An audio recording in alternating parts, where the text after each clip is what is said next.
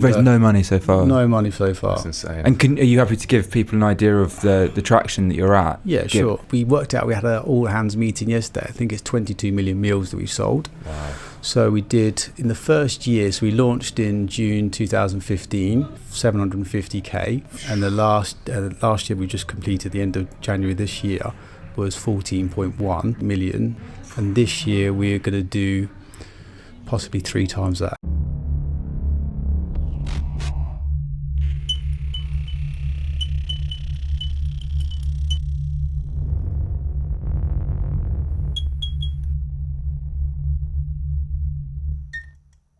Hello everybody, and we are live with Julian Hearn, founder of Huel, which no doubt everybody has seen, the t-shirts carting around which you're wearing today. Thank you very much for joining us. We're excited to have you on board. Very welcome to be here. Thank you. So we know that your journey didn't just start with founding Huel. You've been an entrepreneur before. So I think to kind of give everything some context, we're quite interested to find out about your company before. How that came to be, how you came to exit it, and anything you sort of learned subsequently along the way. But what, because you started that quite late relative to sort of some entrepreneurs. 35, 36 when I started my first company. And how did you see the opportunity? Because it was in the sort of voucher code space, which Correct. We know Mark Pearson, who also did very well in that arena. So what got you to sort of take a dive into that? Okay, there's two main reasons really. I was working full time as a head of marketing, or head of online marketing for Dialophone at the time, and me and my wife were trying to have a baby, and we had a few problems, and so I wanted to work less in London because I was commuting into London each day, so it's about an hour and a half each way. It's 3 hours a day, and I wanted to be at home more. So I was just thinking, I've been doing this for like 10, 15 years, commuting in and out of London. It just gets on your nerves after a while, and you think, wow, there must be a better way to do this. And then I went to one affiliate event up in Norwich, and I met some guys there, and I knew some of them through the business, and I knew that the sort of monies they were earning, and I was thinking, they've got to be, really slick, really big businesses, but they weren't. They were like one-man bands working at home in their pajamas, and I was just thinking, right, these guys, I don't think they're smarter than what I am, and they're earning a lot of money, and they're working from home, which ticks a lot of boxes for me. So I was thinking, right, there must be a way to do this. So I probably spent about a year, evenings, weekends, trying to sort of look for opportunities, look for how to do stuff, learning some tricks of the trade, experimenting before I jacked my job in. And then I got to a point where I was pretty confident in what I was doing and made a little bit of money. And then just said to my wife, look, if I put full effort into this, I think I can make something out of this. And so we put enough money to one side, and so if we could pay the bills for 6 months. And I said, look, at the end of the 6 months, if I can't make my salary, I'll go back and get a real full-time job. And because I'd been working evenings and weekends, I had a little bit of a head start, so I wasn't starting cold. And so when I started, within 3 months, I was making more than my salary. So then it was just, from there onwards, it just skyrocketed up. And because it was in the affiliate space, because it was very reliant on SEO, I knew that it was going to be very difficult to maintain that for a very long period of time, but it just kept on going. And within, I think in the third year, I was doing £2.5 million profit. Wow. And it was a very small business. It was pretty much one-man band. Well, no, the first couple of years was one-man band, and then I did take a few assistants on. I think at the end there was 4 of us. Wow.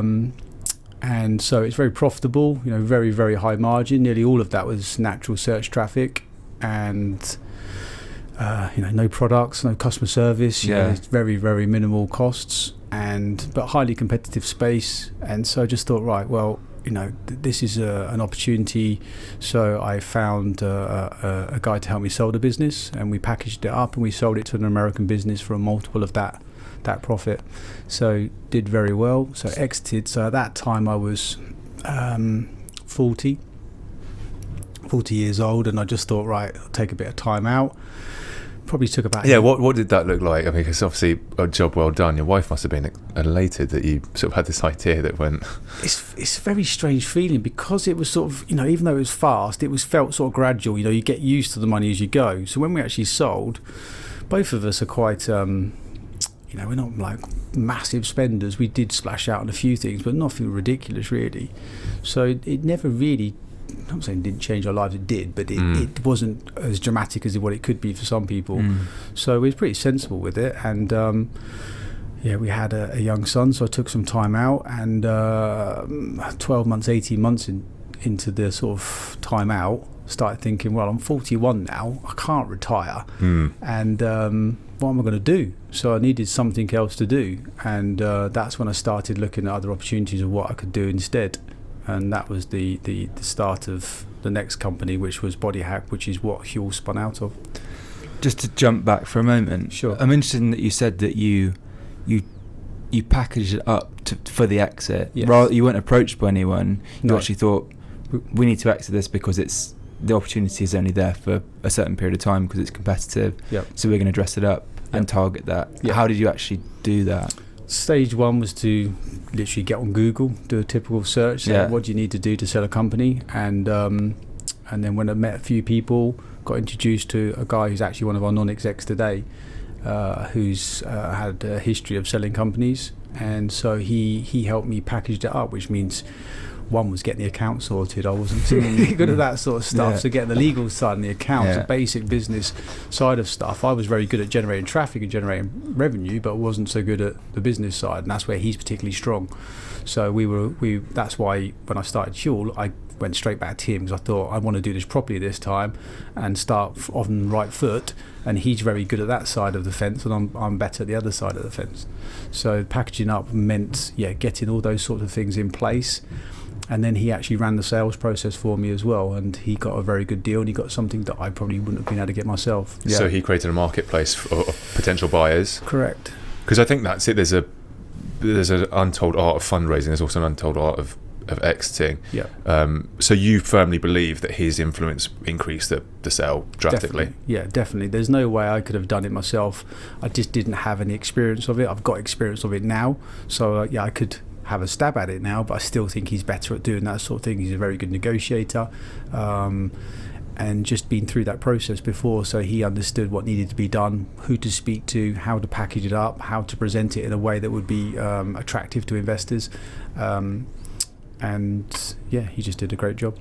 And dare I say, just to sort of box up that topic, what made you stand out from the competitors? Because it obviously is the deal voucher codes were really competitive. Sure. So what do you think your skill, art form was there that really helped? There was, I suppose I spotted an opportunity that others had missed. So one of them is how you attack a market, I suppose, and the other one was just good SEO practices that they'd missed. Too many of them had focused too heavily on sending links and building their homepage up, and I was much more focused on specific pages. So without going too detailed, I'm not sure how your audience would understand this, but if you send links and traffic to a deep page, you can attack a much bigger site with much less link juice. I don't know what you guys know about SEO. Learning quickly. Yeah, exactly. So fundamentally, Google ranks a site or pages. It doesn't rank sites; it ranks pages. And if you have, if you take a massive site like the Daily Mail, it's probably got 10,000 links to its homepage, but every day it's creating lots and lots of pages. And of course, that link juice will flow through from that homepage, those 10,000, but it gets divided up by all the pages.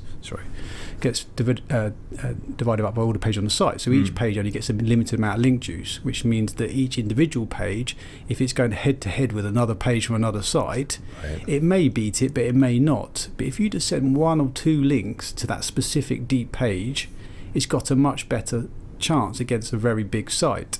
So if I wanted to create a page and wanted to beat a current page on, say, the Daily Mail, I would send some links to that specific page, and you might be able to beat a massive site like the Daily Mail and rank higher than it. It's just that sort of tactics. And does that still work? Because obviously they're always updating their practices. Google is very difficult to understand now, and that's why I got out at the right time. They brought some algorithms in where it's debatable whether it's even accurate. What they used to do, you used to be able to reverse engineer Google extremely easily. You could look at a page and you can understand, right, that's top, that's beating second place because of these reasons, that second place is beating third place because of these reasons. You can look at it, you can look at certain factors, you could see it. now I look at sometimes, if you take a section of say 10 keywords from a specific industry, you look at them, it feels randomized to me. It feels like what they've done is they just randomized it a certain amount, so nobody appears top for all the terms, so you never get anybody super dominant anymore. And what's happening is there's must be some randomization in there, so you can't reverse engineer it, because if you look at the guy who's top at the moment, and they might be top artificially, and if you look at why they're top, you can't work it out, because you think, well, the one in third should be beating it, so it can't be that factor. So then you then double guess yourself, and you can't understand what's going on. Well, and they also lean on new products, so I get the feeling that YouTube's quite important to them as well now, and the links between Google and YouTube, I find. Sure, but that's always gone on. They've always ranked their own sort of properties, or they're not supposed to, but they always have sort of ranked their properties with a certain different weighting, method. yeah. But this what I'm talking about is that they are actually trying to cover their track, so you can't work it out, basically. Right, interesting. Which makes it extremely frustrating. So when I launched Huel, didn't do any SEO at all, just did the absolute bare minimum, but I didn't do any proactive, didn't do any link building, didn't do anything, just thought, right, the basic guidelines of Google are build a site for humans, don't worry about search engines, make it good, make customers like your brand, and the rest will follow. So that's basically what I did. I just thought, I'm not going to work, because what happens when you're chasing SEO traffic, each morning you wake up, you go downstairs, look at your rankings, and you might have been penalised, and then you feel physically sick because all of your business is gone. At the time when I was running that particular site, 98% of the traffic was coming through natural search. So if you got penalised, that's your business gone. Wow. So yeah, it was, and it did happen a couple of times. I got penalised a couple of times, came back, but at the time, you just like, your money's just gone. You just think it's never. Well, maybe that's back. it. Why you didn't rest on your laurels in terms of the success, because you felt that it was so up and down that all you had to kind of constantly be on a certain threshold of attentiveness. Yeah, you have to be obsessed when you're doing these sorts of things. You have to get so deep into it that you are, because you're competitive with somebody else, no matter which business you're in. And so you just have to, become obsessed.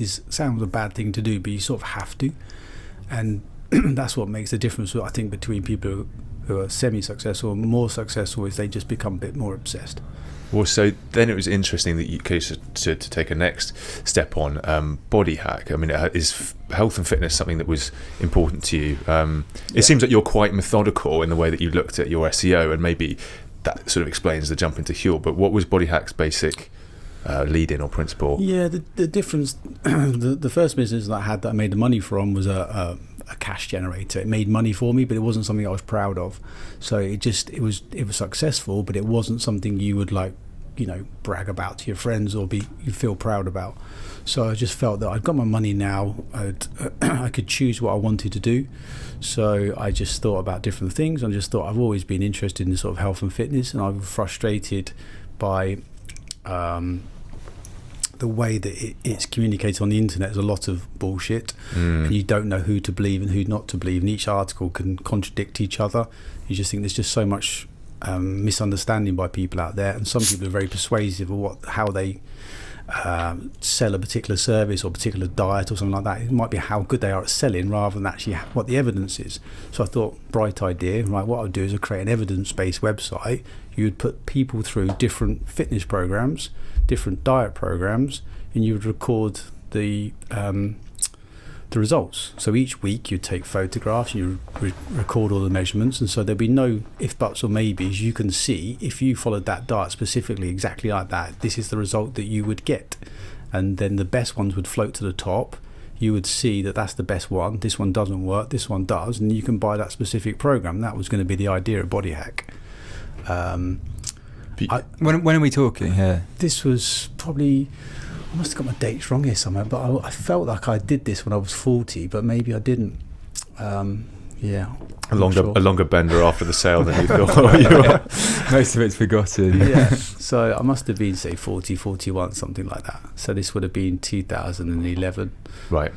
I think. So kind of before a lot of this quantified self movement has come in. No, there was definitely some about at the time, but yeah, it's probably a little bit more niche at the time. Yeah. There was definitely some, but it was just that I suppose in the affiliate industry, some of the biggest sites were the sort of price comparison sites. This was equivalent to a sort of price comparison site. But rather than comparing prices, it was comparing fitness programs and diets, but with real evidence. That was the idea behind it, which I thought was a good idea. Yeah. But it's just so difficult to execute because each one takes 3 months, an incredible amount of work to get one person through, so you can get all the evidence, and they have to be super strict because if they don't, right, and you can't control that. And the worst thing is then there's people gaming it with those stupid before and after photos where Yep. you see a studio 2 weeks later and they put his stomach well, we out. did it ourselves rather than using other people. We were going to run it ourselves. So Right.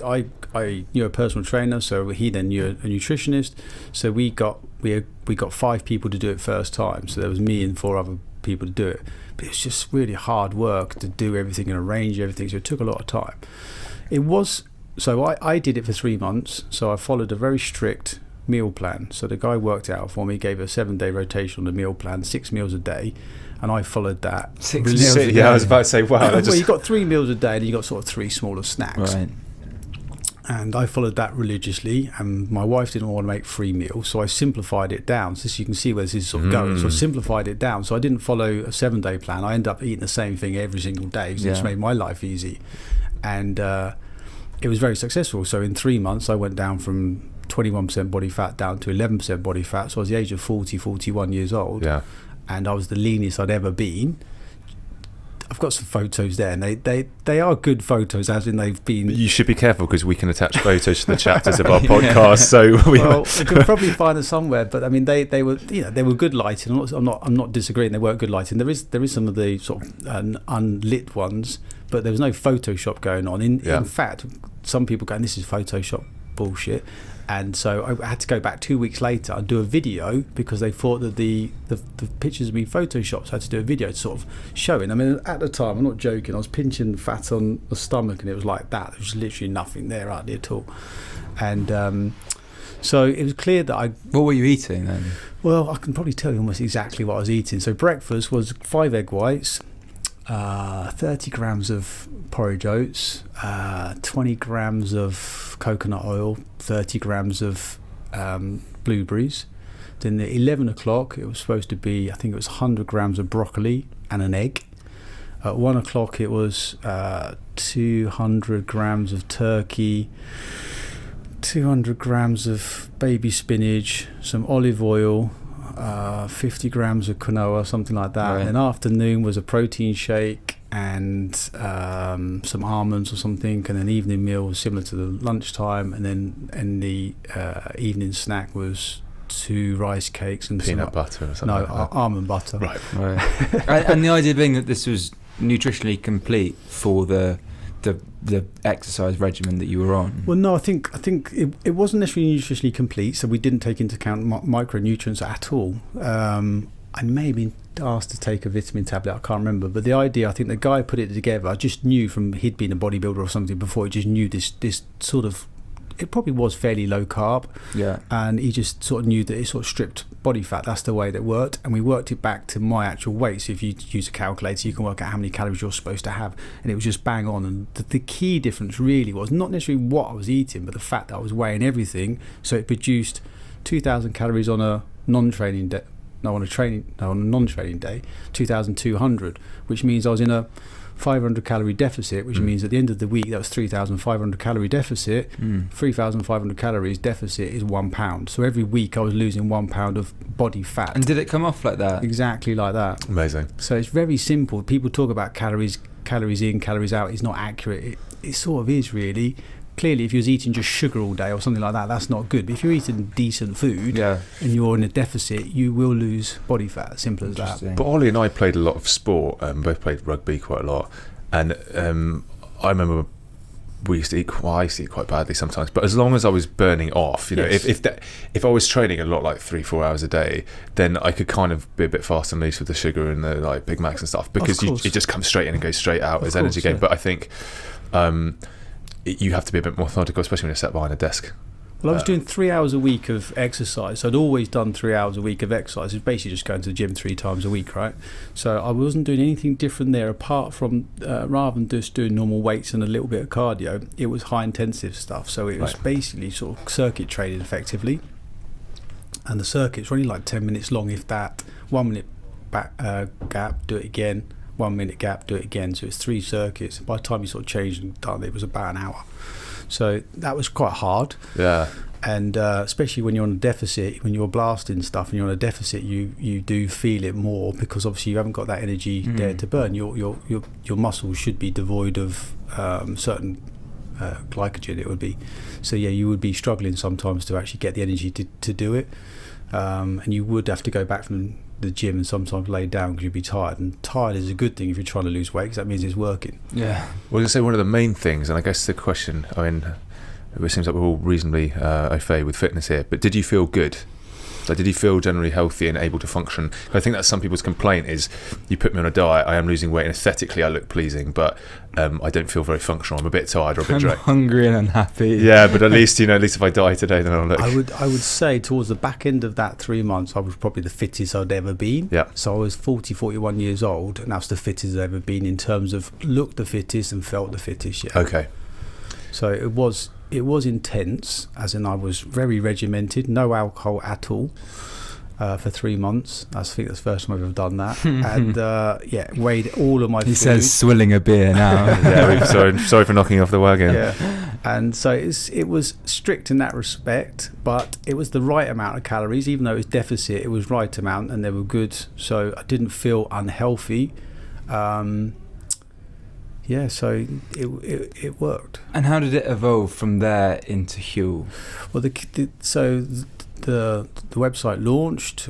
We got some initial traction. I can remember we got on the homepage of Hacker News, so we got shitloads of traffic came in, and definitely got some initial traction. But the general feedback was, this is too difficult. I can't do that. I'm a working man. How am I going to go and cook 100 grams of broccoli and an egg at 11 o'clock? That's not happening. So I started thinking, shit, right, so people are really interested, got a lot of sort of people showing interest, friends as well was another key one, but I just talked to them, they said, well, I can't do that, I can't replicate that, it's ridiculous. So I started thinking, right, how are we going to do this then? So they want the results, but they don't want to put the effort in to do the cooking. Protein shakes was one of the afternoon snack, and super convenient, super easy to weigh out, probably the easiest meal of the lot to do. And I started thinking, right, well, it's got protein in it, why can't you put other stuff in the same format? And that was the genesis. And so I went online, found some nutritionists, spoke to a few, spoke to one in Australia, one in America, and ended up with who's currently our co-founder, James Collier. Went and saw him and then gave him the task and says, right, well, could we do this? And he said, yeah, I think you probably could. And I want it to be everything in there, so you could just replace all your meals if you wanted to with this shake, this powder. And he said, right, leave it with me. 2 weeks later, done a report, came back, and pretty much it's a pretty similar formula than what we got today. Really? Yeah. That's awesome. So to the uninitiated, how do you explain exactly what Huel is? Well, it's nutritionally complete food. So that means it contains all of there's 7 main pillars really. What it is your body needs protein, fat, carbs, and then you've got vitamins, minerals, fibre, and we've got phytonutrients in it again, which is not classically perceived as an essential, but because plants have got phytonutrients, if you just took them out of your diet, you never know where you might be missing something. So we use as many natural food sources as what we can. So it's complete food, which means that you could live off it if you choose to. But really, what the feedback we get from our customers is what they want from Huel is they want healthy convenience food. Most convenience food, which is a lot of people live off convenience food or need it for certain meals, is usually junk food or very low quality in terms of nutrition, whereas a lot of nutritious food that you may cook at home is not convenient. So we've got that sweet spot between the two. We provide very convenient food, super easy to make, very quick and easy. You don't have to chop up vegetables and cook meat and spend half an hour on it, but it's also complete. It's got all the nutrients that you need in the single product. Therefore, you get the best of both worlds. And we say to people when they sort of talk about, well, you're going to miss out on certain things. Yeah, totally, you will miss out on certain things. In real life anyway. If you're going to chew, you're missing out on chewing, you're missing out on certain beautiful meals. And that's not what it's for. It's to replace your inconvenient meal. So some people have to rush out the house in the morning. That's an inconvenient meal. You're not going to sit down and cook something beautiful and delicious and tistic at breakfast. Yeah, you're going to swill cereals or something else, Correct. which is incredibly unhealthy. Exactly. You got cereal, you got toast, and that's what we're trying to give a valid alternative to. And again, the same for lunchtimes. If at the weekend I don't use Huel, for example, because at the weekends you're probably going to go out and see friends or do something sociable. Communal and family. Yeah, the family Correct. meal with. But in the workplace, when you're in here, we're in an office here today, I suspect most people in here would do one or two things. They would probably either bring something from home, which by the time it's got to lunchtime, it's not looking that great, or you go outside, and in London, you're probably going to go to a sandwich shop and spend £5-6 on a sandwich, packet of crisps, and some sort of coffee or drink or something, and bring it back. You might have to go out in the rain, you might have to go and queue, you might have to spend £5 or £6. You know it's not particularly nutritious, Yeah. so it's not a good solution either. So those are the times when I think it's best is either lunch during the week. It's when you're away from a kitchen. If you can cook a whole food meal from scratch and it's nutritionally complete, yes, that beats Huel hands down. But basically, Huel would beat everything else hands down in terms of nutrition and convenience. And cost as well, I think I'm right in saying. Yeah, I mean, it works out at 500 calorie meal in powder form is £1.31 if you buy it the cheapest way, so £1.31 per meal. So yeah, that compares to the cheapest sort of sandwiches you could possibly get. Yeah. Well, that's it. I think you become incredibly aware of the repetitive choices you make at work, because every day you drift off to the same, for us it's the co-op, and you have the same sandwich, and It's not. not for you, but it does bother you. You think actually that's 100 days of eating the same crap. Yeah. And I don't. That's how bad habits add up, and bad health starts to kick in because you just are doing it repeatedly. What's quite interesting, so to give a backstory, is I did 3 weeks straight on Huel. Do you? Yeah, and Ollie, I think you're a bit more romantic about food. I'm quite functional about it. I loved it. And I'm not just saying that, I loved it. I felt very, very consistent. There was a really strange feeling that I don't know if anybody who's done it for an extended period of time will feel, of feeling satiated but not full, because because you're not eating a big meal and your stomach's not distending in the same way. You don't feel hungry. It's like all the cravings have been addressed, but you sort of feel light.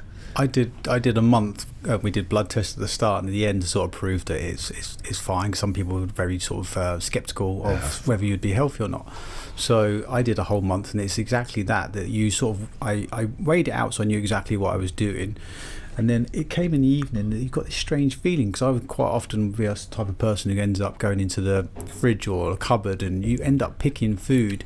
And I realised most of the time you're eating food is not because you're hungry, it's because you're craving sweet, sour, salty, whatever that particular thing is, and you overeat just because of your taste buds, not because you're hungry. You're not hungry most of the time you eat. It's quite a weird sensation, like you say, when you're satiated, so you sort of you don't want for anything. There's no desire for something. Yeah, it's quite a strange feeling. The only thing I did add to it was when I was training that I felt I added salt.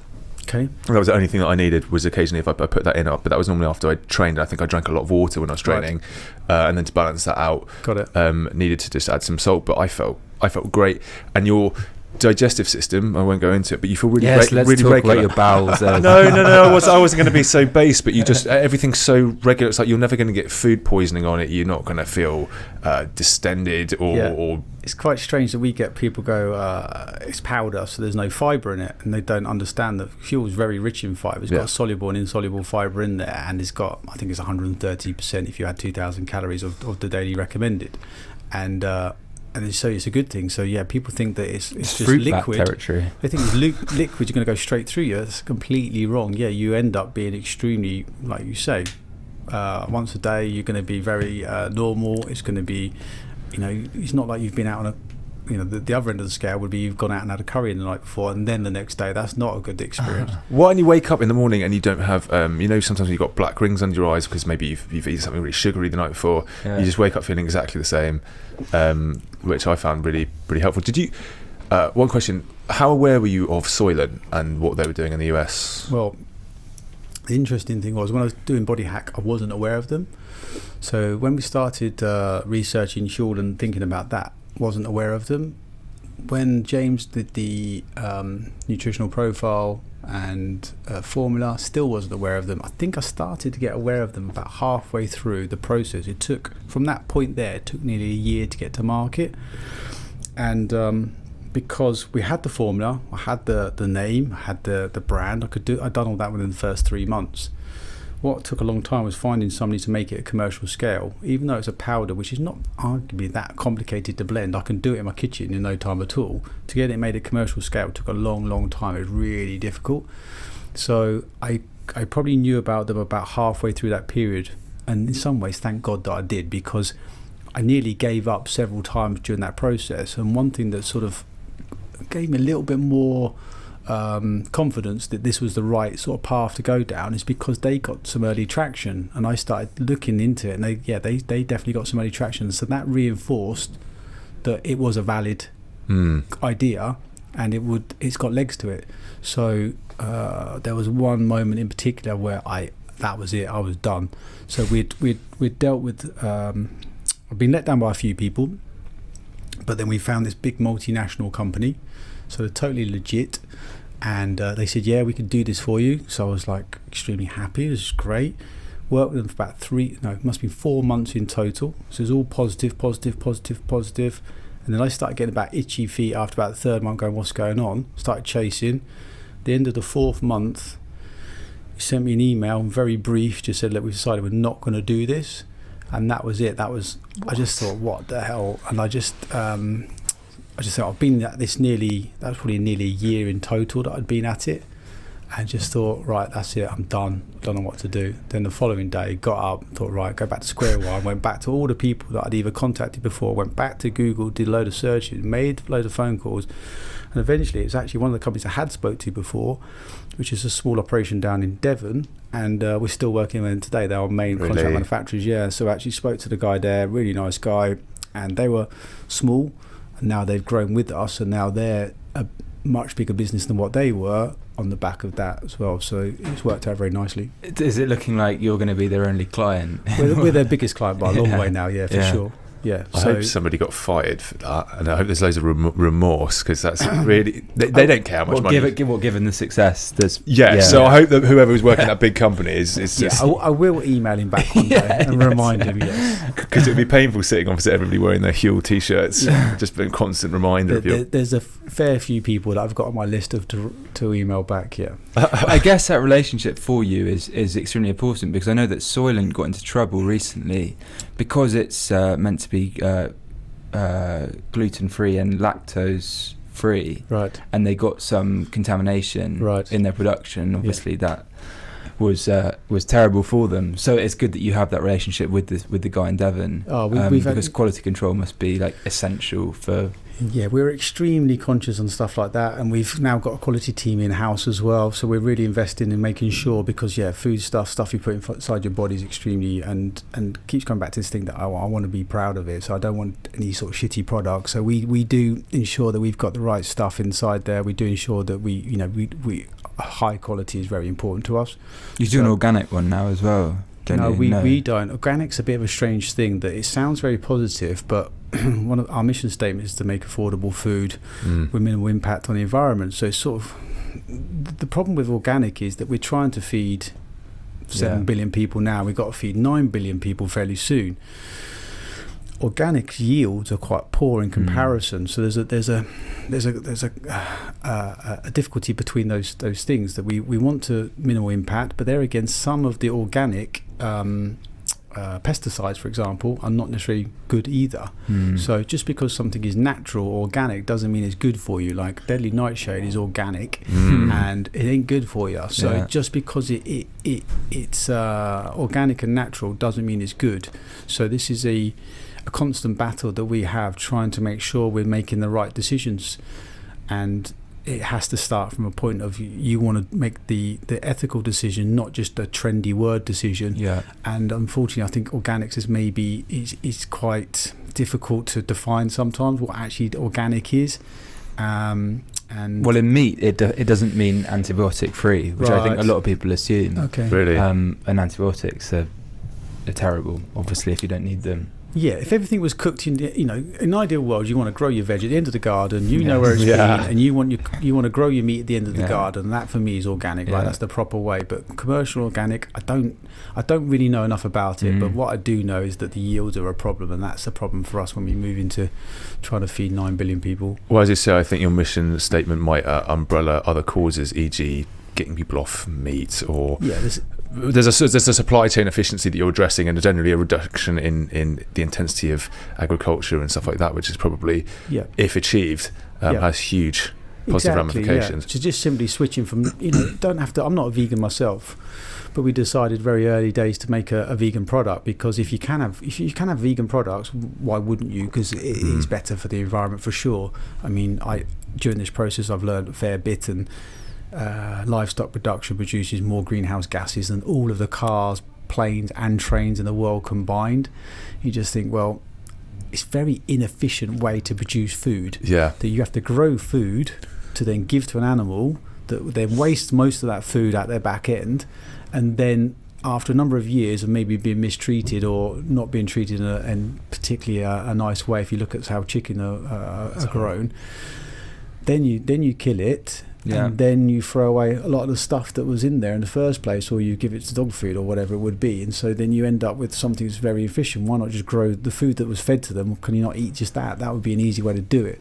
So it's interesting, actually. We actually mentioned Huel on this podcast before, when we were talking to Andy and Pete from Not Meat, or they initially had a burger business called Chosen Bun. I did listen to it, right? Yeah, nice.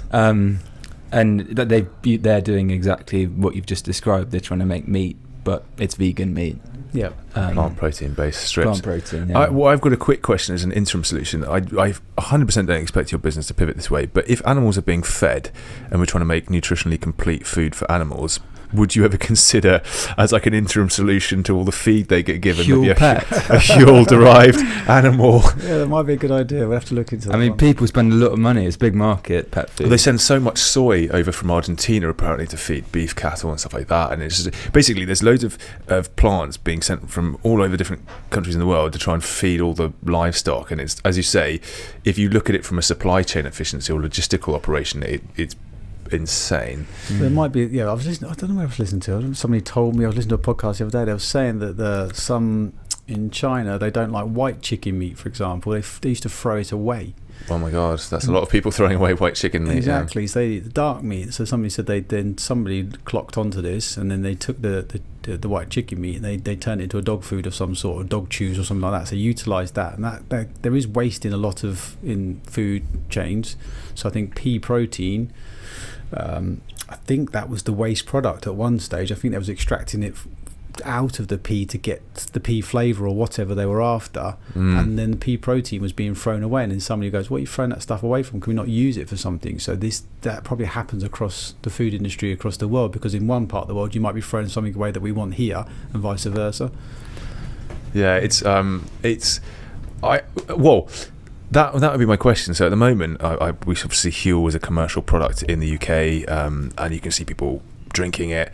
Do you have any designs for how you'll get into maybe emerging markets and places of low nutritional availability, and where you can give affordable food to, let's say, places in India or something like that? And what does the expansion plan look like? We have we've started from a process of looking at different countries by usually where people buy from. We've sold to 80 countries now, so people come to our international site and they buy. So usually it's the users select where we go to next. So for example, the first place we went to was Germany, because it was our second most popular market. America's an exception, that we didn't sell to America because of import rules into America are quite complicated, but obviously we know it's a massive market, so we chose to go there. But other places across the world, so most of Europe, we've launched a French website, Italian one's coming soon, and this would be based on our own data. So this is not us choosing where to go. In terms of places such as India, we've looked at it, but we usually look at what the e-commerce penetration is, because we are direct to consumer, and therefore we need the e-commerce ecosystem to be strong, and we need the delivery network to be strong to make it an attractive market for us. And so India, I think on the ranking system we didn't come up high enough to be in the top 10, so it wouldn't be one that we'd be going to in the short term.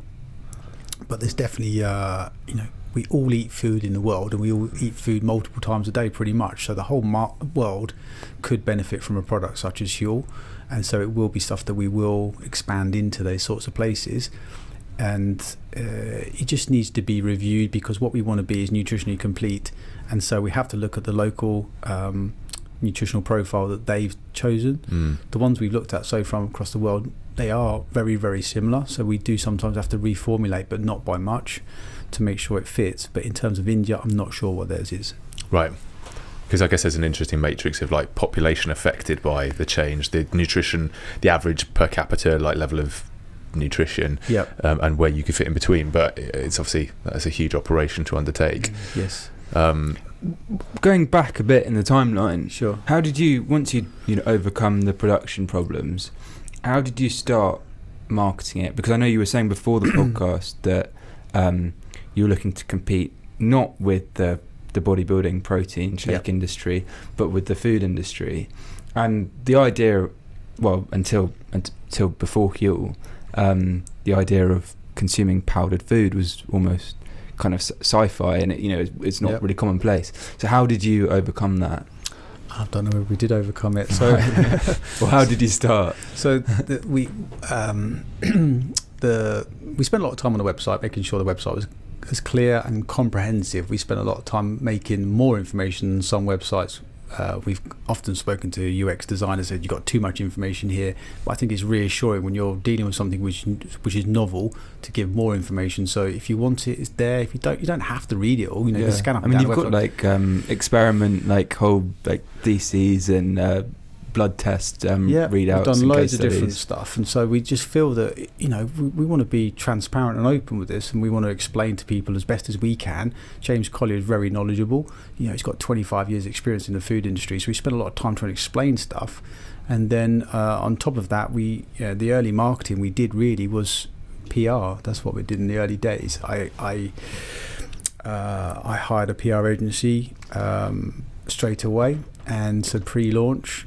And I'd seen them do some very good work with actually a previous business we spoke about earlier from one of my competitors back in the day. They'd done some very good work for him, so I thought, right, I'm going to go back to them. Spoke to them, and we got quite a lot of PR in the first month. It is a novel product. It is newsworthy in the sense of journalists quite often latch onto this, either I think it was Matrix style food at the time. Yeah, I've read some of the articles. Exactly. So it's all that sort of stuff, and that's fine. I mean, all PR is good PR, and that's the way I see it. And if people read stuff, I do believe PR should be something that startups should deal with at an early stage, because the way I usually describe it is like usually the film that's advertised on TV as a film, that's usually the one you don't want to go and see, because they didn't get any PR because their film wasn't very good, and therefore they have to advertise it on TV. Like the best film of all times, they're not going to be advertised on TV because you've heard about them through the grapevine, so to speak. So I think it is worth investing in PR. It's not that expensive, but if you've got a novel product and it's got a good story behind it, you should get some. We got quite a lot of national PR straight away. I bet. But the novelty of the product does play into that. If you're doing your another sort of AI SaaS business, but maybe that's the problem. Maybe that's something that you should fundamentally think about and think, well, actually that's the wrong thing to do. Therefore, if you're not going to get so many PR, then maybe you're on the wrong product. It's not exciting, it's not new enough, it's not the right thing.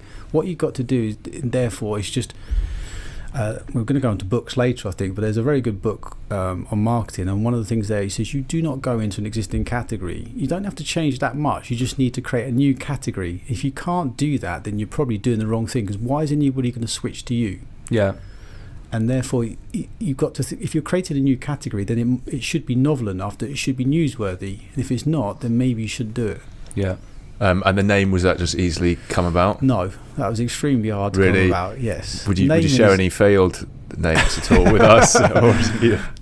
Yeah, I can do probably, but the naming took me over a month. Really? Super hard, yeah. Super hard, super important. So if you're going to do something, do it. I was just looking at some of the names out front there.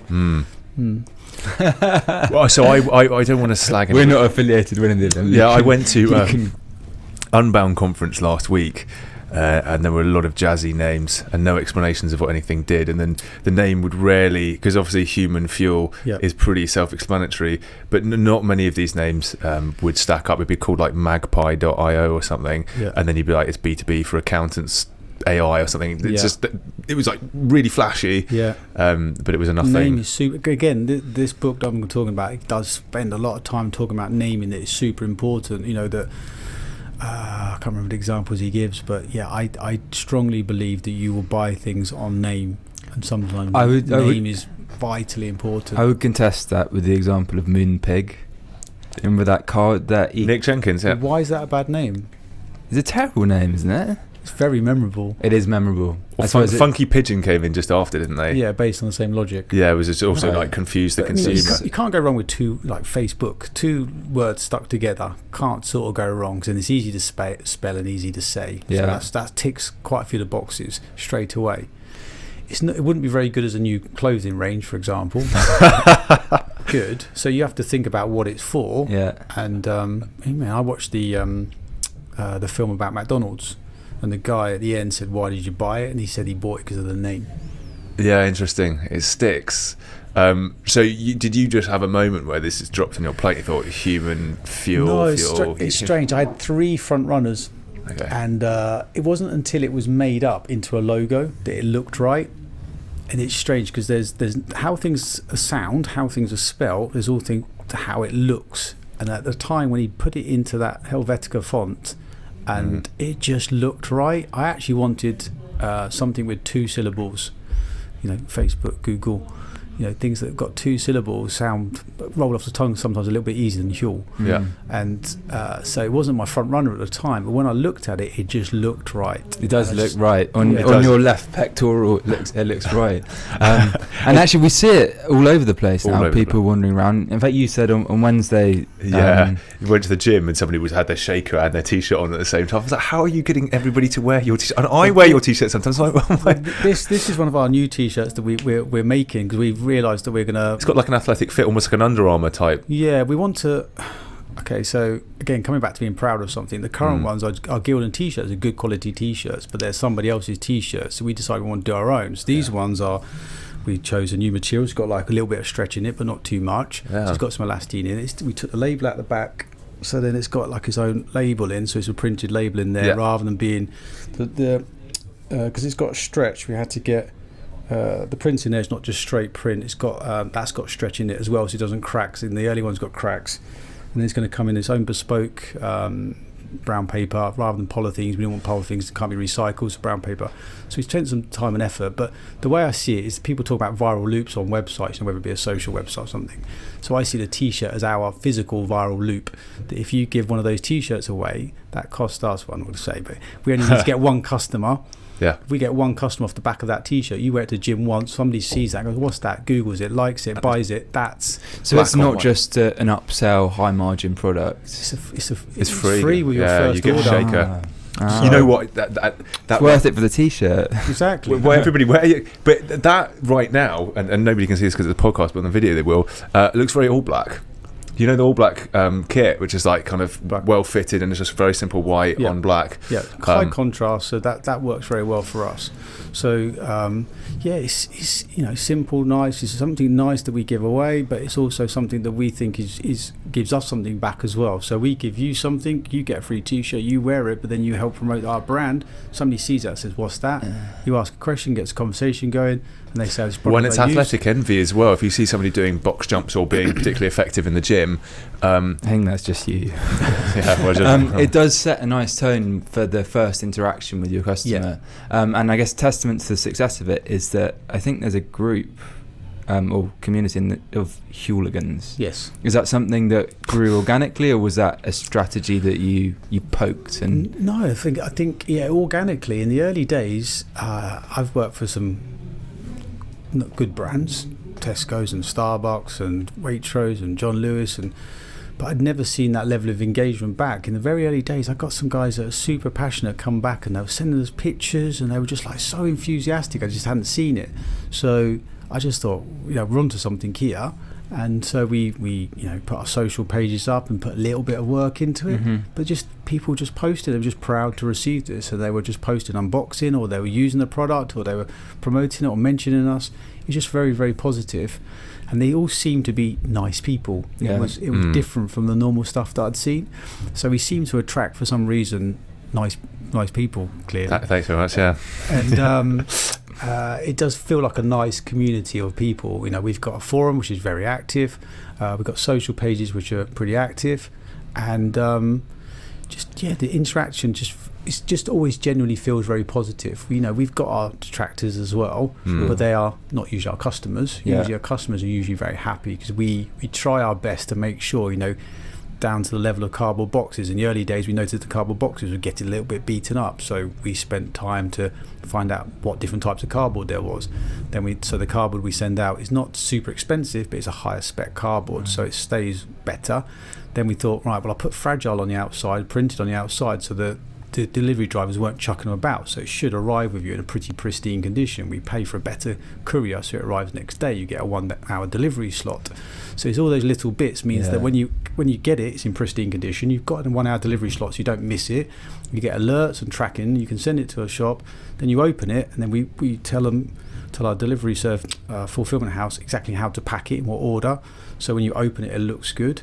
There's a little label on the inside which has been hand signed by somebody, so they've taken care to make sure that what's in the box is actually there, not just chucked it in. They've ticked the box to say what it actually contains. So it's all those little bits to make sure that your experience of using Huel is a positive one, and that maybe comes through when we get our interaction back on social.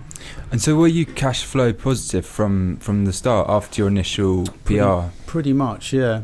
And have you raised money? I know we were talking about raising money before. No, we haven't to date. So it's all been bootstrapped, and you've raised no money so far. No money so far. That's insane. And are you happy to give people an idea of the traction that you're at? Yeah, sure. So we've sold. I think we worked out. We had an all hands meeting yesterday. I think it's 22 million meals that we've sold. Wow. So we did in the first year. So we launched in June 2015.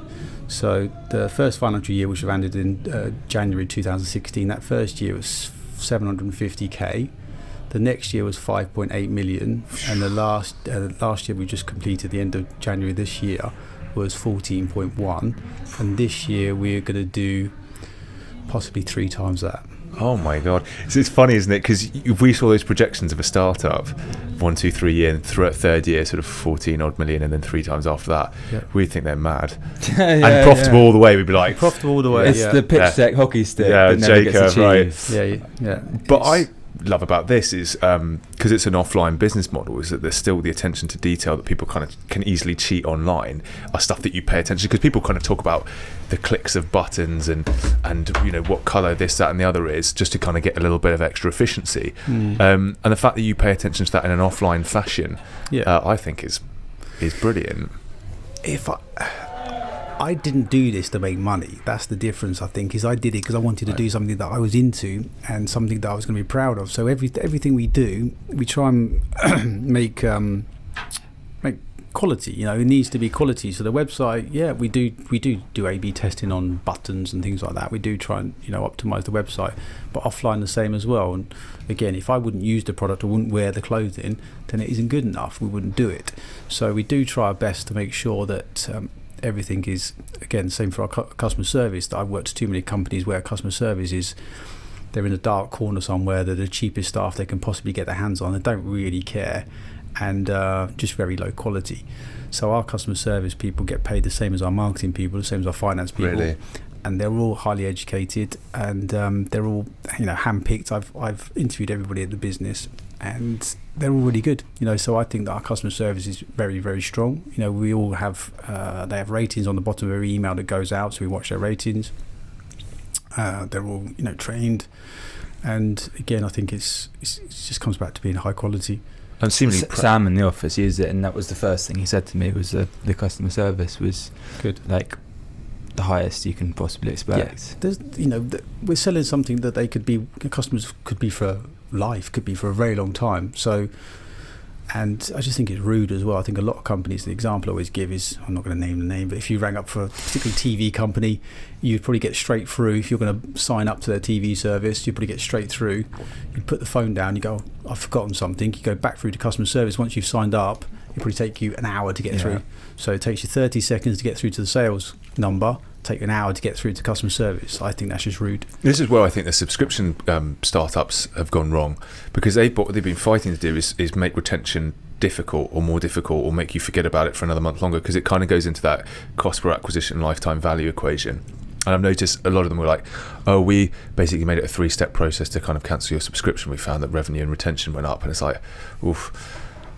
That's not treating your customer first, that's treating revenue first, which I don't sort of blame them for doing, but it's like you probably need to front end the experience and the customer service as well, not just hit the bottom line. We give the example sometimes of that classic sort of gym membership. When you try and like leave, they might chase after you and badger you and why are you leaving, we don't want to do that. We try and make things as simple as we possibly can. If you don't want the service anymore, you don't want the product, that's absolutely fine. We'll do our best to help you, cancel it or pause it or whatever you want to do, change it in any way. We don't want to put any barriers in. We don't want to seem like a desperate company that's always chasing after you for money. That's not important. It seems like you also treat the customer having a good experience as a marketing node.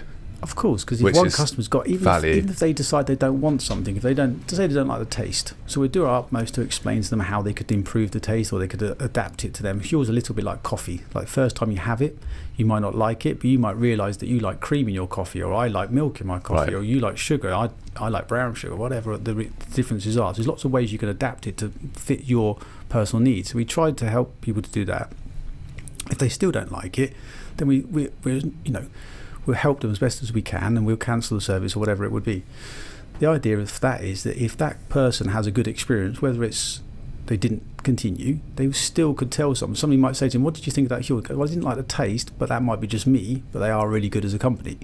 So that should pay off in the long term. If you do the right thing for people, they'll do the right thing back. So you can't always please all the people all the time, but you can do your best. And what does the future look like?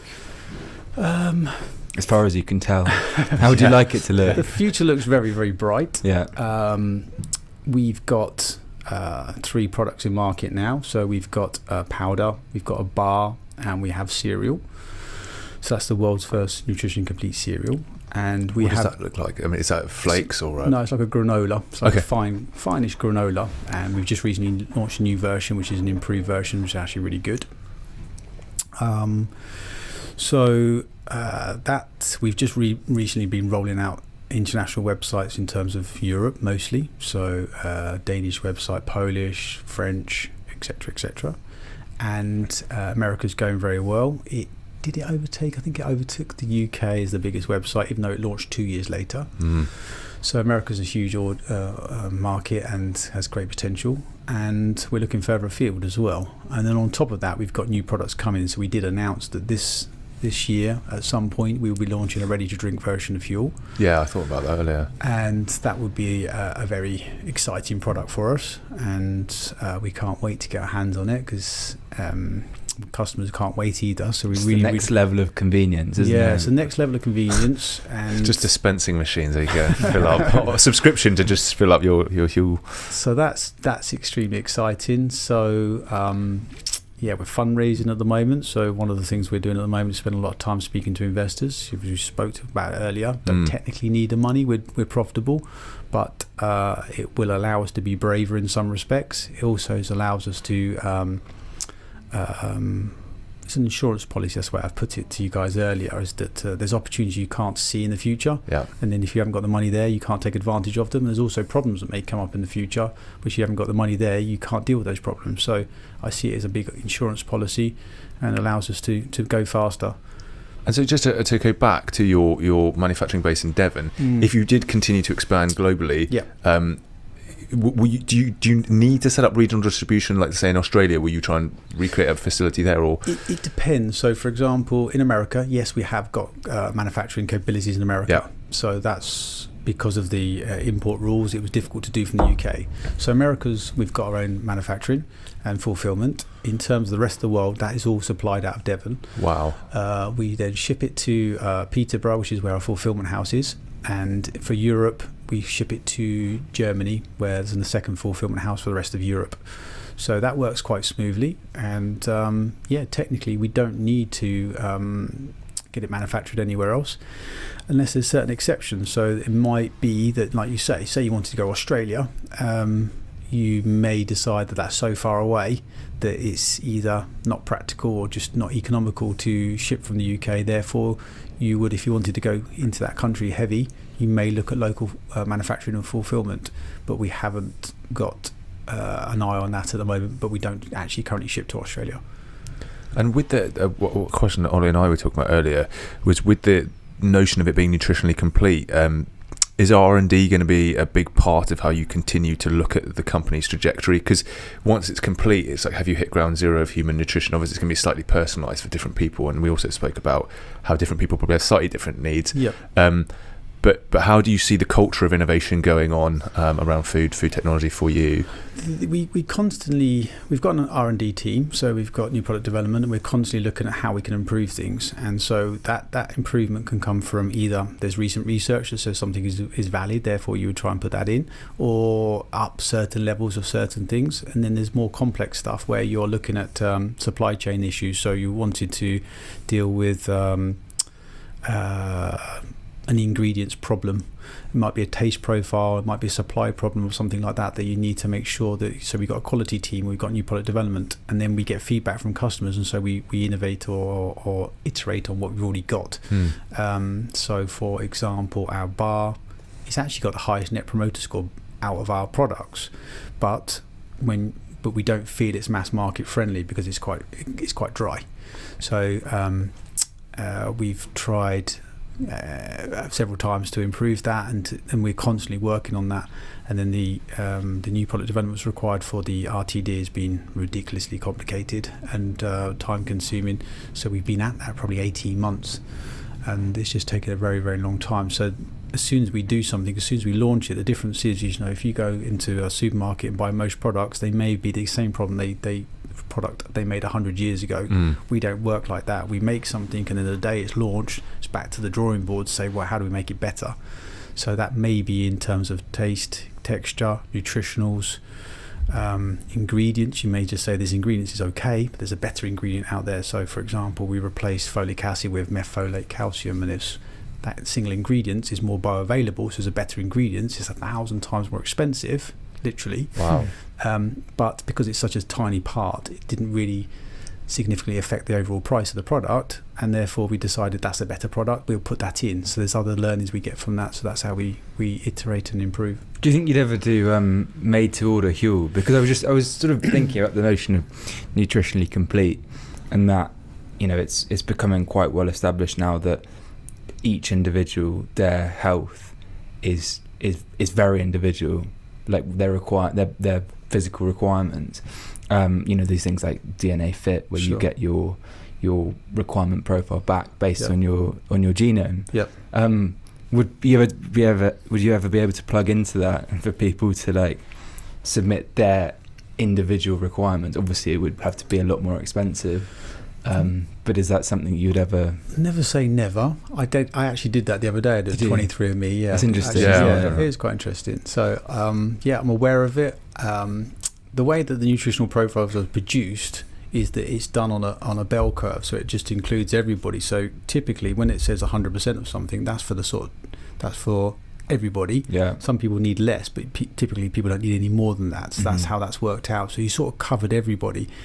It maybe not specifically optimized for you as an individual, and that's micronutrients I'm talking about, really. Obviously, as an individual, you may. I'm not sure. I'm convinced on this, but some people supposedly respond better to carbs or protein or fat than other people, and I'm not sure I completely agree or understand whether that's true or not. So that's something we can dig into. It's something that we don't do because, in terms of being affordable, universally affordable, that makes it maybe less attractive and makes it more expensive. We're aware they do this for certain products. Again, I'm not going to name names, but I know they do it for certain. And again, they claim that it's tailored to individuals, but it won't be because it's too complicated to do. What they'll do is they'll probably do 18 different versions or something like that, and you'll get one of those. So, Possibly. It's a long way off. I need to be convinced of the benefits first before we'd even look at it.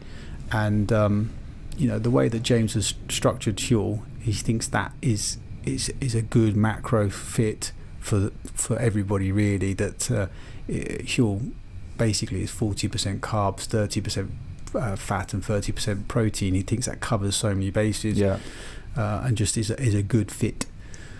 Cool. I think what's quite interesting is that because you're creating a bit of a cultural, the hooligan part, is you're becoming a bit of a subculture for people to just be a bit more health aware anyway, which actually means if you let them learn or understand more about themselves in a sort of holistic sense, it could be quite interesting whether you partner up with companies that provide on-demand blood tests or anything like that.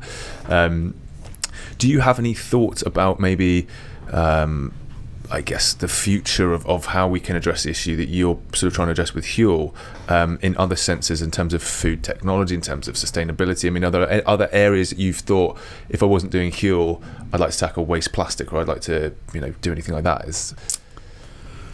To be honest, I was talking about being obsessed earlier. Probably not. Right. I probably just focus on what we're doing at the moment, and I just got my head down looking at Huel. I mean, somebody asked me the other day about there's something in other sort of cool startups in the food industry. I said, I don't know. I don't really. I haven't got time to keep an eye on that sort of stuff. So no, I'm probably too focused on Huel, to be fair. Well, I'd say not if you're making. I would love to be focused on a product like Huel. It's a good place to be.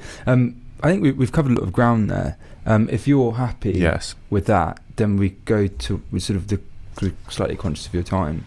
To the dose yes, section. absolutely. As I suggest. Yeah. So on to book recommendations and a leadership advice and things. So is there obviously your background is strongly marketing, but and now actually just all round founding companies. So is there a book that you'd recommend most there? The interesting thing is, I don't read a lot of books. I buy a lot of books, and I never read the things. I usually buy them, and I get either bored. I think books are a bad format. Like they're usually just blocks of text. I think I'm a little bit dyslexic, so I don't end up reading. I look at them. I think there's no formatting. It's just very old-fashioned. Yeah. So there is one book that I would highly recommend, which is called. I'm just going to reference it back. It's a book that I got introduced to when I was at university. So I did a marketing degree. So it's sort of been around for a long time. But the guy says Al Rees and Jack Trout. So it's the 22 Immutable Laws of Marketing. That you don't need a degree in marketing. Just buy that one book and you're done. Right, so if you read that, I've read that several times. I read that just before I launched Huel, just to remind myself of how he would approach it, and some of those things we talked about creating categories earlier. So one of those things, he's very passionate about doing PR early. He's very passionate about getting the name right as well. Those sorts of things. If you get those things right and you just read that book, try and follow that as best as you can, and that should help your startup. Definitely. Cool. It's like some people defer to Ogilvy as well. There's all these derivative bits about advertising, and actually if you go back to the 50s, 60s, it's like he was pretty close, short of not knowing that computers were going to come up. He was a lot of that's there. But instead of books, what I do is a lot of podcasts. Interesting. So I think podcasts for me, because I don't have to read, are much better because then you can listen. And I think because when people are talking, they emphasise things. You can hear tone. Yeah. Obviously, most communication is not written or not just words. It's actually how it's said that you can pick up and infer a lot more, and you can understand a lot more when you hear people talk. So I think podcasts are far superior to a book. So I listen to shitloads of podcasts. Such as any favourites apart from this one? So, of course, this one. I've listened to probably nearly every This Week in Startups. Yeah. So that's Jason Calcan's podcast. I think he's up to 600 or 700 now. So usually I walk to and from work. So that's 45 minutes each way. So I can usually get through 1 to 2 podcasts per day. So you add that up. So it's quite a lot. So I would say that in particular. I listen to Joe Rogan's podcast, which maybe is not business related, but that's very good. Sometimes it is. Sometimes it is. You pick stuff up, and all you got to listen to. What I usually think is, you can't remember all of it, but if you get 1 or 2 gems out of each podcast that you can actually use, that is very valuable. Yeah, you can be interesting at dinner party. Yeah. James Altucher, he does a podcast. He's great. He does some quite odd characters on there, so you get different sort of perspectives. He's on quite stuff. an odd character. He's brilliant, but he's quite an odd character. Yeah, so that is a really strong podcast as well. So Tim Ferriss, I've sort of stopped listening to him, but I did listen to him in the early days, and he did have some good podcasts, so that he's very strong as well.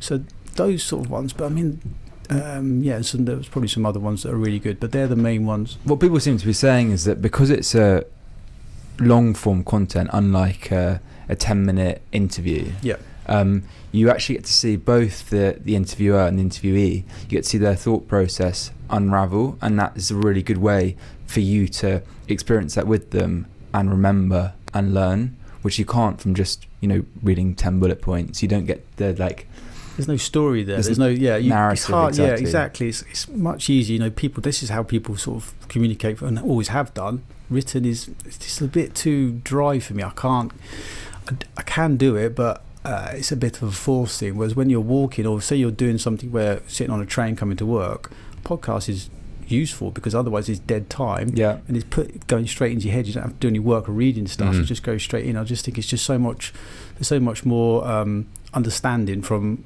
hearing someone's voice than actually reading somebody's words.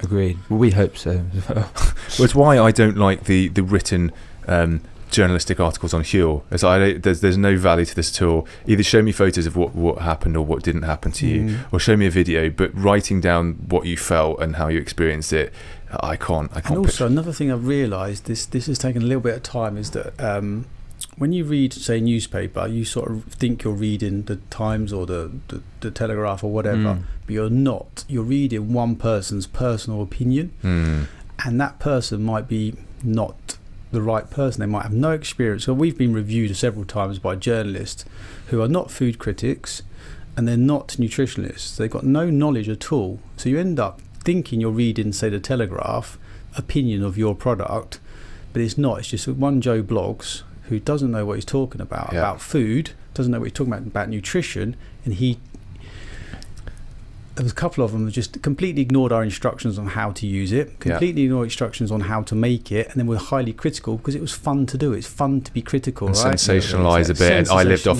goop, and I survived, and it's correct. Like, of course you survived. It was 5 days. I had a Twitter rant with one journalist. Even his editor then came into this rant and said, "This is not how you deal with journalists." And I said, "Well, I don't care. I want to put my opinion across. That I think that was the wrong thing to do. You blatantly ignored us. You just did it because it was sensational and it was fun to write, and you don't understand that you could have killed a business there." Yeah.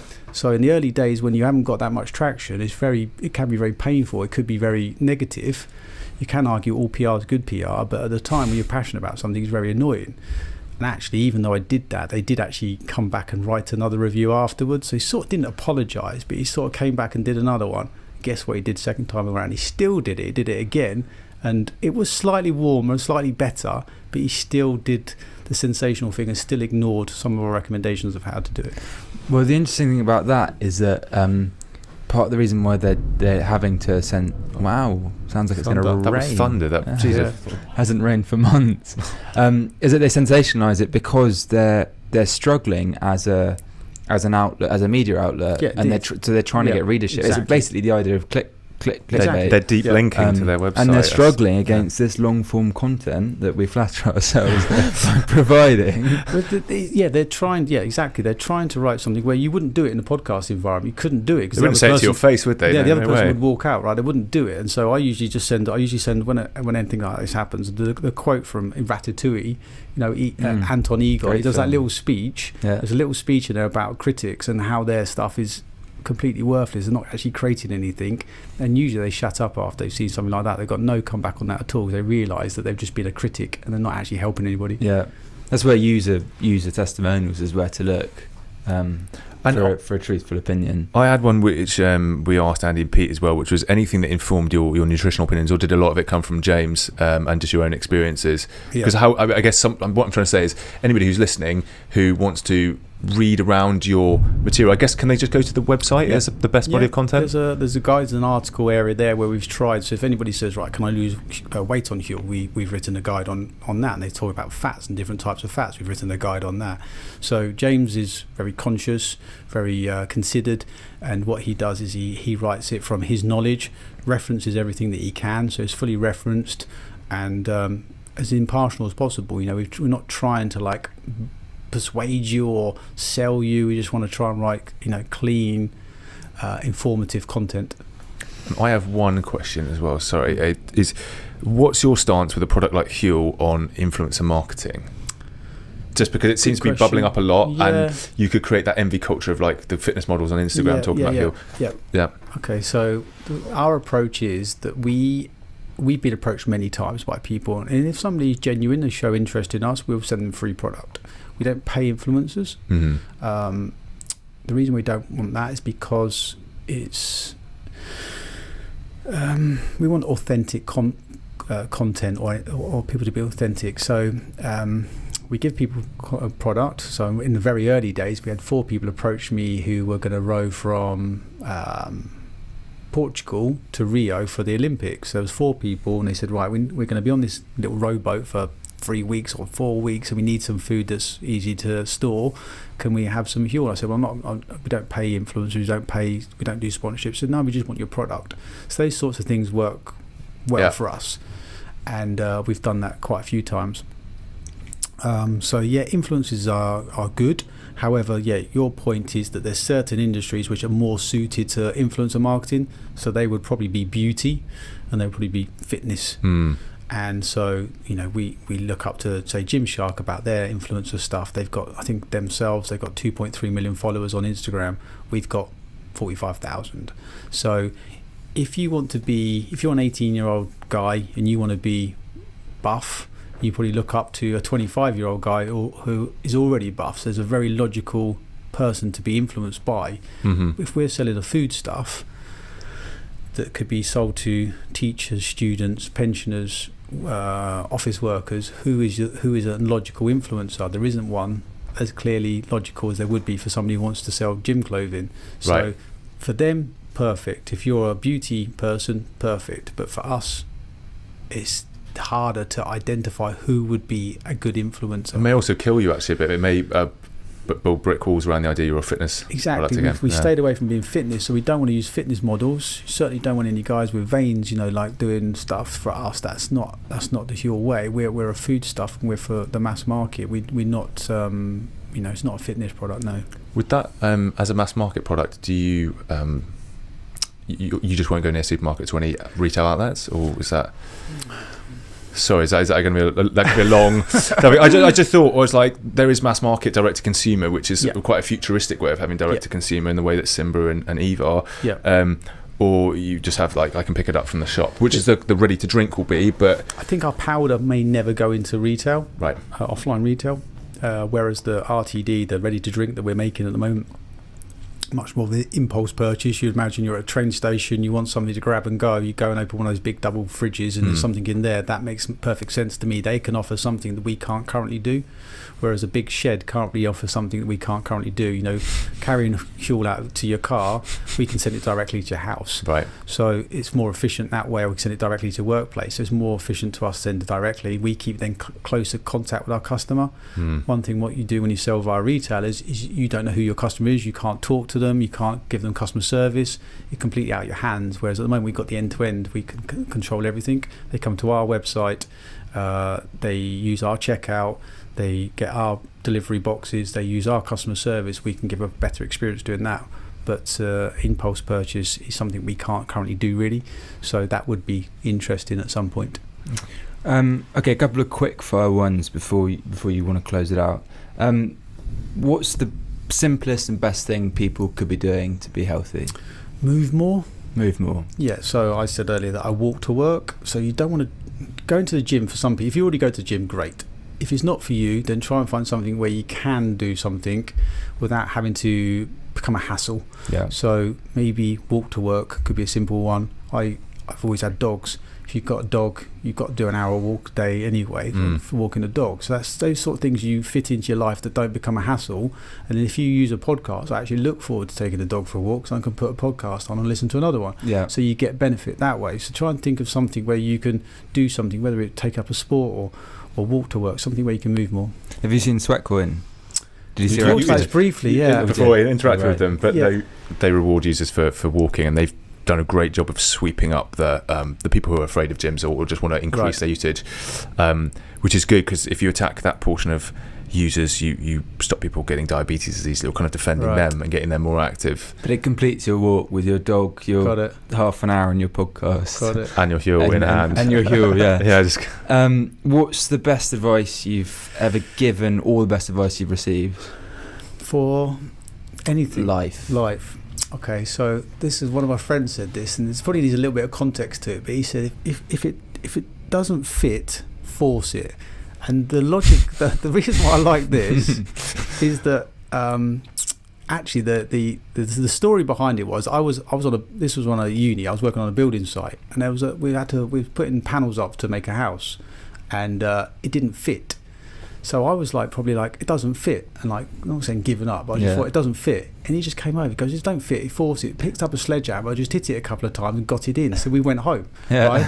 If it was me, I probably would still be there going, "Well, I don't know what to do. The house doesn't fit." And so he made it happen. So it's sort of another way of saying make it happen. Find a solution. Sometimes you have to just bend the rules, break the rules, do something to get it done. And so that sort of stuck with me. That is sort of a sort of very simple way that I think people too easily give up and go, "I can't do that, I don't know how to do it," but just hit it with a sledgehammer and get it in, and it fits. So if it doesn't fit, force it. And finally, I think it was an article which was sort of laying out how conscientious you are and meticulous when it comes to where Huel spends its money.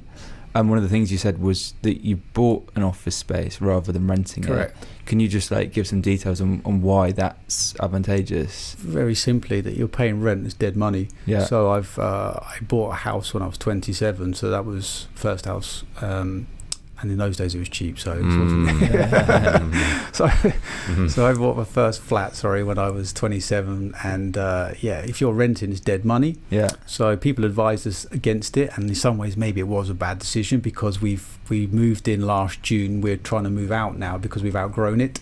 So we bought something when we had 12 people, so we had space to grow into. Now we're at 45 in Aylesbury in a space that was designed originally for 24. Oh God, so we've just grown too quick. I bet that's sweaty at the moment. No, we've got aircon. It's very cold in there, actually. So it's quite a big space, but it's cramped now, but it's not super cramped. It's really nice offices. Bustling. And but it's simple as that. I just looked at it, and the rent they were charging, we could have bought it in 15 years. And you think in most houses it takes you 25 years on a mortgage. I just thought that's not very long, so we'll just buy it. I thought worst case, we'll sell it. Or it's an asset. It's an asset, right? Yeah. So I just thought, it makes logical sense to me. And then we get full control. We can decorate it however we like and knock it about and do whatever we like. So we've fully designed it, and it's a very nice office. But we got to move.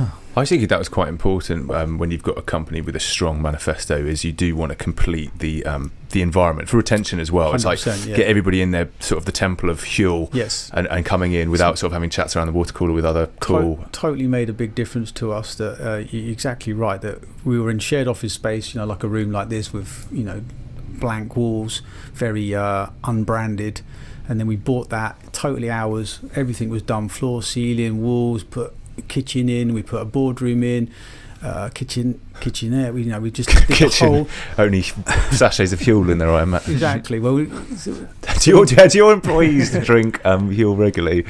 Some do, some don't. I've never forced anybody to. They get it free though, as part of their. Get it free. Fine. Yeah, some do, amazing. Some don't. Wow. And so it's fully branded. It feels really nice. Looks cool. People come, and where we are in Aylesbury, which is out in the sticks, they turn up, and the building from the outside is not that attractive, and then they come in and nearly everybody's sort of surprised because it feels like I'm in Silicon Roundabout or whatever. It feels like a cool sort of start-up place, and it's good for talent. And then when investors come and see us, when anybody comes to see us, it gives them this is a real business. It feels real, even though we're only 3 years old. Do you ever play up to the kind of white space lab coat futuristic type vibe, or is it not like that? At all, no dress code, no nothing there, so it's just all very relaxed. That's awesome. I guess the last thing we want to ask, there's loads of questions I still want to ask, but last question we want to ask that would be useful to you. Obviously you're fundraising at the moment, important to make people aware of that, but if anybody who's listening to this podcast could do anything to help you, whether it's you're looking for new hires, or whether you want to find anything out, what would that be? We're always looking for talent, so we've got very ambitious plans to expand. So we're hiring about 5 people a month at the moment, And so we're looking for talent, but they need to be good, top talent. Yeah, we're very selective on who we take, and so yeah, everything across the board, from marketing to finance to customer service to new product development to operations. And we're looking people. We've actually got 5 offices, believe it or not, but the main one is in Aylesbury in Buckinghamshire, but we also need people in LA, and we also need people in Berlin. We've got teams out there, and we have another team in Birmingham where our developers are. So yeah, if anything from developers, UX, marketing, finance, operations, anything across those. We don't do a grad scheme. Well, funnily enough, some of the best employees we've got are people who came in with no experience. So, one of the guys that I'm thinking of, he came in, I think he'd done a degree in PR, believe it or not, and he started in the early days, he was doing marketing with me and customer service. Now he's moved into operations. He's been with the business from pretty much day one. And he's brilliant. Yeah, he's really good. He's a really valuable member of the team. But pre that, no experience, no work experience, no nothing. And the beauty of people with no experience is you can mould them. Yeah, well, especially if he's learning directly beneath you. It's pretty good for him. So he can learn how we do stuff. Whereas if you recruit people with experience, sometimes they may be tainted from how somebody else has taught them how to do stuff. So I think we've got a very good blend now. We've got everything from very, very little experience right up to super experienced people. So yeah, I've been very happy with the grads that we've taken. Well, I might stress the point as well is that's nice is you're not based in London, where a lot of people feel that the only opportunities they can grab in the sort of startup scene or growing emergent scene means that they are obliged to sort of go into London, whereas anybody around that area who go to Aylesbury, it's a really good opportunity for them. So if you were young, you could still live in London and actually commute out, and the commute would be much nicer because exactly, yeah. But yeah, thank you so much for coming on. It's been fascinating. I really, really enjoyed having you on. So yeah, hopefully that message will spread. Yeah, so much fun. Thanks very much. Thank you very much. Thank you. Cheers.